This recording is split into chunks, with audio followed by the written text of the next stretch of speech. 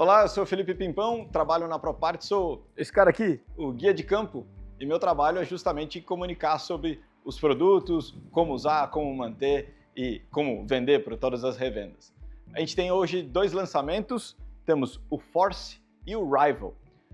Todos esses grupos são focados na estrada e no gravel. Eu tenho as versões de estrada para demonstrar para vocês aqui e vamos mergulhar em todas as novidades. Começando pelo Force, que para vocês terem uma noção da hierarquia, a gente tem o Red E1, que é o topo da gama, que a gente está vendo nesse momento no Tour Dauphine, no Tour de Suíça. É um grupo excelente, muito leve, focado no alto rendimento. O Force é focado para os atletas que são intermediários, digamos assim. Quem é um atleta amador que quer correr no final de semana, quem está contando grama na bike, mas ainda não quer fazer todo o investimento num grupo top de linha. O Rival é para quem está começando no esporte, já está buscando um alto rendimento, já está buscando realmente correr e extrair o melhor, seja para buscar um segmento no Strava, seja para ter um resultado numa prova regional. Então, todas as questões de ergonomia e tecnológicas que a gente tem lá no Red do top de linha, a gente tem tanto no Force quanto no Rival, a pronta entrega para todos os ciclistas, independente do nível que eles estão correndo. Diferenças são peso e durabilidade de cada um dos componentes. Vamos falar então do Force primeiro. Eu tenho o grupo aqui, ele vem em 3 caixas, uma primeira com o cassete, o pé de vela e aqui o kit que a gente chama de Upgrade. Nesse kit, quando a gente abre ele, a gente tem vários andares de novidades. No primeiro, tirar todos os manuais, que são bastante importantes, a gente vai ter carregador, todas as baterias, o câmbio traseiro, que eu já entro em mais detalhes, que ficou muito legal e muito leve, o câmbio dianteiro e uma unidade do Karoo. Para quem não conhece, o Karoo é a nossa unidade de GPS. Assim como várias outras marcas têm, Garmin, Wahoo, entre várias outras, tem o seu GPS, aqui a gente tem o Karoo com uma compatibilidade completa com todo o sistema Access, ou seja, com todos os câmbios sem fio da SRAM. Uma vez que ele está pareado com o aplicativo da SRAM, ele puxa todos os seus componentes diretamente para o Karoo. Pareou com a tua conta do Strava, com a tua conta de outras plataformas de acompanhamento de treino, ele puxa tudo diretamente para o Karoo e faz a compatibilidade. Outro fator bastante interessante do Karoo é que você consegue colocar outros aplicativos. Eu, por exemplo, uso o meu Spotify aqui dentro, parei o meu fone diretamente nele e saio para pedalar, escutando as músicas sem problemas, diretamente no meu Karoo, sem precisar usar o meu celular para isso. Dos discos, todas as ferramentas e parafusos para montagem e abaixo dos discos, a corrente. A gente tem uma novidade com as correntes, que agora elas vêm inscritas que são para 12 e 13 marchas. Por que 13 marchas? Porque os grupos de gravel, os grupos Explore, são 13. Não só o Red Explorer E1, quanto agora também o Force e o Rival E1 de gravel vão usar 13 marchas com a mesma corrente. Essa é uma grande vantagem quando a gente vai usar a gancheira universal, a gente ganha um espacinho e pode manter a mesma corrente para vários grupos diferentes. Mais abaixo a gente tem os manetes.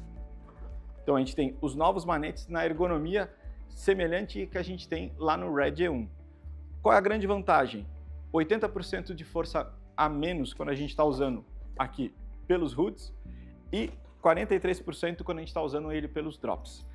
É uma vantagem muito grande, uma ergonomia muito melhor, seja para estar com a mão em várias horas aqui nos hoods, para estar numa posição mais aero, como a gente tem visto em várias provas, mas principalmente para quem tem mãos menores, que a gente consegue fazer um ajuste mais adequado, e quem tem mãos muito grandes, algo que era bastante complicado em algumas versões anteriores dos nossos grupos, agora a gente atende todo esse público. Outra grande vantagem, assim como no Red, a gente tem os botões extras. Esses botões aqui a gente pode customizar, seja para trocar de tela no seu Karoo ou outro GPS, ou mesmo com botões auxiliares para trocar de marchas quando a gente está em posições mais aerodinâmicas.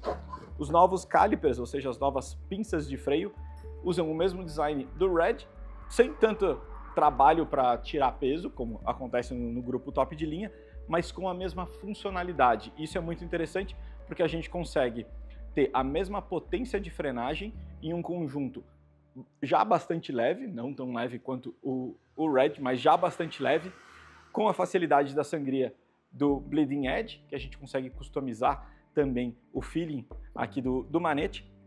Manetes de carbono, dissipação de calor, excelente para a gente fazer o uso em várias provas, seja Gran Fondo, seja grandes serras ou outros eventos. Falando do cassete, aqui a gente tem uma grande similaridade com os cassetes de mountain bike. Se vocês olharem o design do cassete, ele é muito semelhante ao que a gente tem no XO e no XX e no XXSR lá do mountain bike. Seja pelas cores deles, seja pelo tratamento metálico. Sempre que a gente muda uma cor dentro dos grupos da SRAM, é justamente por conta do tratamento metálico que está sendo feito ali. No caso, aqui a gente tem o nitrato de titânio trabalhado para ter essa corzinha prateada, com a parte preta aqui. Se a gente olhar ele por trás, ele é todo feito em CNC com pinos, para que ele tenha só 2 pontos de contato, um principal aqui no último cog, que nesse caso aqui é um 36, e outro justamente na hora da gente fazer o parafuso aqui junto ao Free Hub. Free Hub XDR, ou seja, os Free Hubs de estrada, que vão comportar o cog de 10 sem necessitar de adaptações e sem precisar do espaço da gancheira universal. Quando a gente vai falar dos câmbios de gravel, dos Explore, o que acontece é que, como lá a gente tem a gancheira universal, a gente saca ela para fazer a montagem do câmbio direto no quadro, a gente ganha esses 3 milímetros de espaço. Com isso a gente pode readequar as marchas para colocar a 13ª. No caso aqui de um cassete de 12 marchas, que é o que a gente continua usando na estrada, 10/36 com escalonamento muito bom, vocês vão ver que ele faz literalmente uma curva, com as primeiras marchas sempre de 1 em 1 dente, para você poder manter a tua cadência no seu nível otimizado, seja num sprint, seja na hora de puxar a cabeça do pelotão, sem grandes variações, sem ficar chicletando no pelotão. Então isso é muito interessante, esse escalonamento e garantindo um range, ou seja, uma gama de marchas para poder subir com grande qualidade. Vamos dar uma olhadinha no pé de vela agora.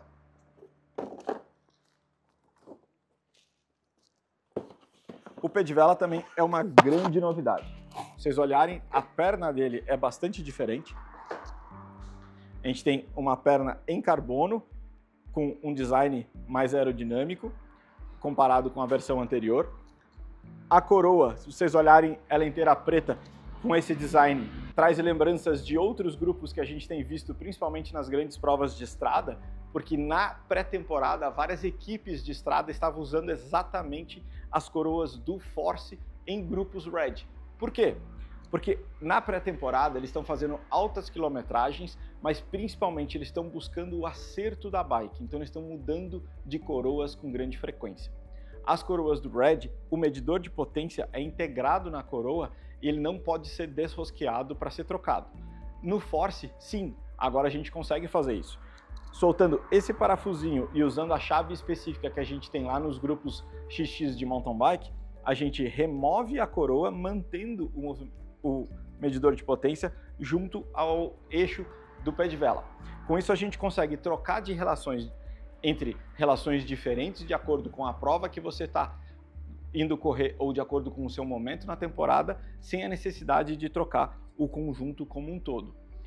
A durabilidade é um pouco menor do que a gente tem no Red E1, com o medidor de potência integrado, que a gente vai falar de durabilidades acima de 60 mil quilômetros, e não temos casos ainda de pessoas que chegaram lá, mas nesse caso aqui a gente perde um pouquinho na durabilidade, mantém a precisão do sistema, mas ganha essa versatilidade de fazer essas trocas de relação de acordo com o evento que você está participando ou seu momento da temporada.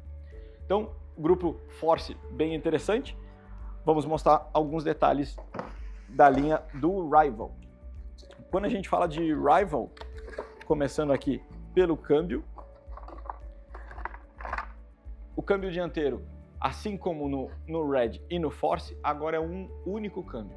Na linha D, ou seja, a geração anterior das famílias de estrada, a gente tinha 2 câmbios diferentes para usar até a coroa 48, 50 e depois dos 52 para cima.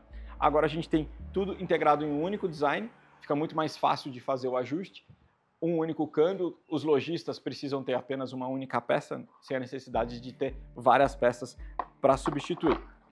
Os câmbios traseiros também usam a mesma dinâmica. A gente pega aqui o câmbio do Rival, vem com a ferramenta para fazer os ajustes. A gente pega o câmbio do Rival, ele é um câmbio que vai até o COG 36. Em gerações anteriores, principalmente na geração C, a gente tinha câmbios que iam até o 32 e depois os que iam para frente. Nesse caso aqui, a gente trabalha com um único câmbio desde o 1028, que é o nosso COG cassete mais compacto, até o 1036. Para os câmbios de gravel, que vão até o 46, a gente usa um câmbio totalmente diferente, porque daí a gente tem a montagem universal. No caso do Rival, o cage dele é em alumínio, no Force o cage é em carbono. As polias são X-Sync, ou seja, elas têm dentes mais finos e dentes mais grossos para fazer uma retenção de corrente maior, e elas ficaram um pouquinho maiores. Com isso a gente consegue andar no paralelepípedo com grande qualidade, mas também a gente consegue usar esse câmbio com uma transmissão one-by, ou seja, sem um câmbio dianteiro, com uma corrente em cima de uma coroa que tenha o mesmo design de dentes largos e dentes estreitos para fazer essa retenção. Essas transmissões que a gente chama de one-by estão sendo muito usadas em provas de contrarrelógio, no triatlo, mas também em várias provas de estrada, como a gente viu em várias clássicas de primavera, com 3 pódios consecutivos nas principais Flanders, Roubaix e também na E3, todos com a equipe da Trek usando transmissões one-by, justamente por ter essa tecnologia. A retenção feita pela pressão da mola da embreagem é que é o grande segredo para poder manter uma única coroa lá na frente, com um câmbio tradicional atrás, sem perder a sua corrente. Quando a gente fala do Force, as polias são ainda melhores, usam mais ou menos o mesmo design que a gente já está usando no mountain bike, mas aqui no Rival, para reduzir um pouco de preço, a gente tem polias um pouco mais tradicionais, mas dentro da mesma geometria, entregando a mesma qualidade de retenção de corrente, mas gastando um wattzinho ou outro a mais. No Rival, a gente tem um pé de vela diferente. Justamente para reduzir preços, a gente tem pé de velas em alumínio. Aqui a gente está com o plástico, mas ele tem esse vazado por trás, assim como a gente tem lá no XO do mountain bike. Nesse caso, a gente está com uma unidade que não tem o medidor de potência na coroa, mas a gente tem esse medidor de potência no spindle, ou seja, no eixo do outro lado do pé de vela. Isso também pode ser comprado como um upgrade para quem comprar uma versão analógica, sem medidor de potência, e quiser fazer um upgrade mais para frente. Todos eles usam o mesmo padrão de 8 furos, então se eu quiser uma coroa 55, por exemplo, que não está disponível na linha Rival, eu posso comprar uma 55 do Red e montar aqui com total compatibilidade. Todas as compatibilidades da família Axis continuam com a linha nova, tanto do Rival, Force e Red E1, assim como a compatibilidade com as correntes de 12 marchas, desde das primeiras correntes de 12 marchas feitas pela SRAM para estradas, Flat Top Road, continuam sendo compatíveis com toda a linha, inclusive com os câmbios de 13 marchas Explore. Então essa foi a apresentação tanto do Force quanto do Rival. Ficamos por aqui. Opa, chegou a hora boa!